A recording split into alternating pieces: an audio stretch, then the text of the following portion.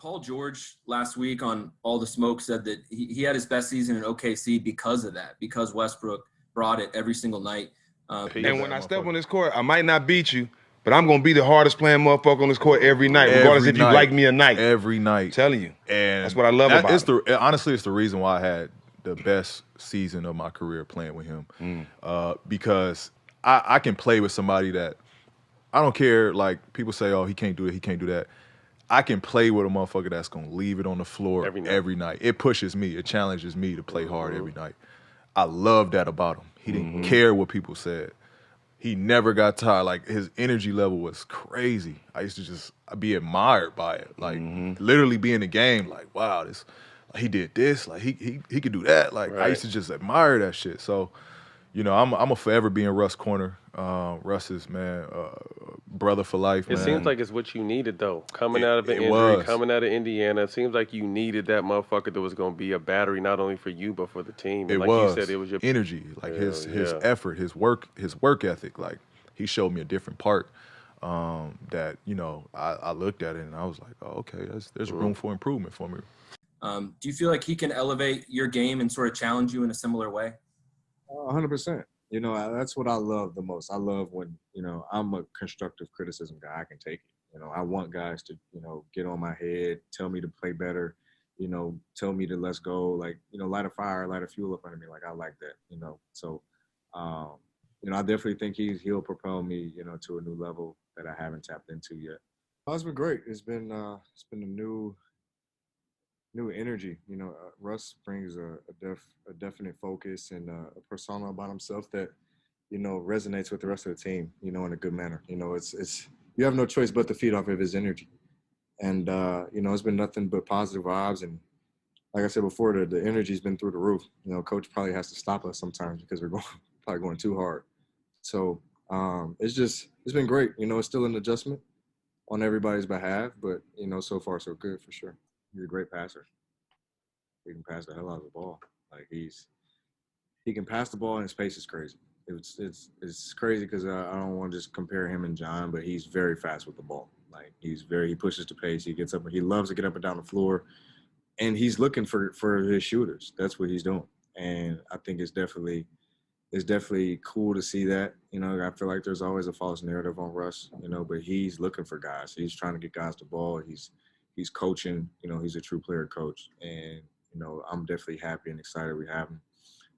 Well, personally, I want to get better defensively. I hated the narrative that everybody said I slacked off from last year of defense. I feel like we were just a bad team defensively as a team. We just carried over to everyone individually. So I think that's first and foremost, proving that, because I am a willing defender. And then two, just constantly, just like you said, it is a short off season, but for me, it was working on deeper threes, whether in transition off the dribble. You know, a lot of teams are pressing out more and, you know, trying to take the ball out of my hand and double a lot. So being able to create some space, you know, better off my isolation situations, posting up a little bit more, and working on deep threes. Sugarcoating, there's no me trying to be somebody I'm not. Since I've been in this league, I feel like I'm one of the best leaders in the game.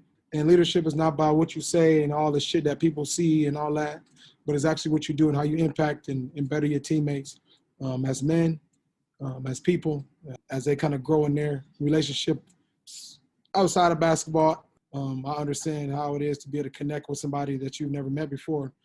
Uniquely about this team, we have a lot of different guys from a lot of different cultures, different countries, which is, to me, I was telling my wife last night how I'm grateful for that because it gives me an opportunity to learn a little bit about different cultures, how guys do things, how they celebrate things, just overall. So that's exciting in itself for me.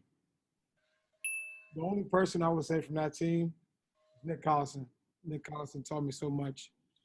And Damian Wilkins. Those two was probably the only two that from that team when I first got in the league that actually taught me just about leadership, understanding the game, understanding how the league works. But not just about basketball. I learned a lot about finances, about taking care of my family, about different things outside of basketball allowed me to be able to keep going and keep my mind on basketball. Especially Nick. Nick is a good friend of mine still to this day, and I'm just thankful for him and his ability to be able to just sit down and give me knowledge, be able to understand what it's like to be in the NBA.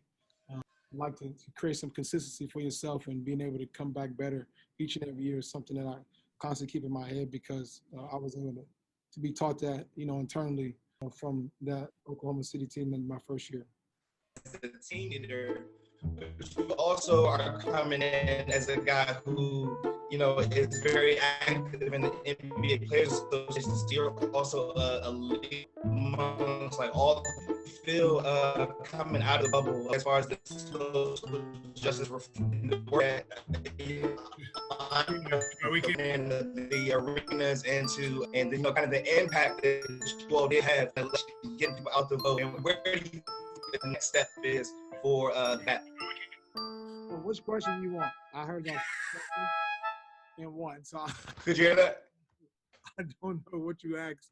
It was hard for me to hear, but